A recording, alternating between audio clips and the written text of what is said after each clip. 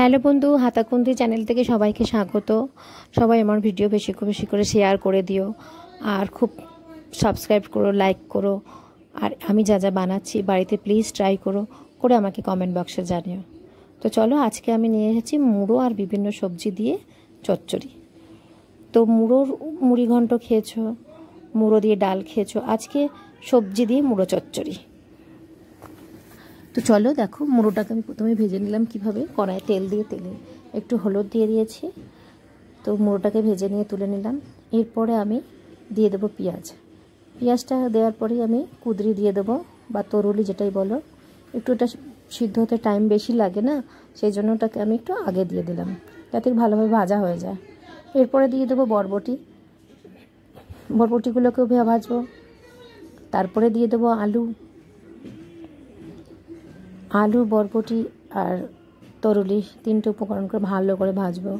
ভাজার পরে এবার দিয়ে দেবো মশলা। তো মশলাগুলো দেওয়ার সময় দেখো, আমি দিয়েছি 2 চামচ আদা রসুন বাটা, আর লঙ্কা গুঁড়ো 2 চামচ দিয়েছি, আর দিয়েছি একটু গরম মশলা দিয়েছি 1 চামচ, আর নুন আর হলুদ। এবার এই সময় কেউ চিনি যদি দিতে চাও চিনি দিতে পারো, চিনি যারা পছন্দ করো। তো সব উপকরণ নিয়ে ভালো করে মশলাটা কষিয়ে নিতে হবে যাতে মশলার গন্ধ না ছাড়ে। মশলাটা কষিয়ে নেওয়ার পরে এবার জল ঢালার আগে আমাকে বেগুন আর ঝিঙে দিয়ে দিতে হবে। এই বেগুন আর ঝিঙে আর সমস্ত উপকরণগুলো ভালো করে নাড়বো, কষবো, এবং আস্তে আস্তে আমি আমার বাটা যে জলটা থাকে আমি সেটা দিয়ে দেবো। দিয়ে দেখো একটু কিছুক্ষণ আমি চাপা দিয়ে রাখবো। চাপা দিয়ে রাখলে বেশ সবজিগুলো ভালো সিদ্ধ হয়, আমি মা কাকিমাদের কাছ থেকে শুনেছি।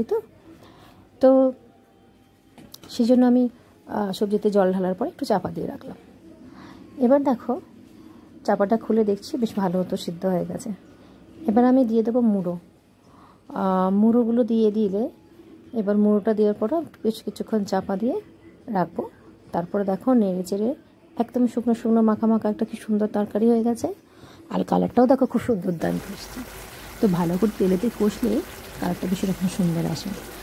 আর এরকম সুন্দর একটা তরকারি, এরকম সুন্দর একটা রেসিপি গরম গরম ভাতে খুব ভালো জমে যাবে, এবং খুব ভালোভাবে আমরা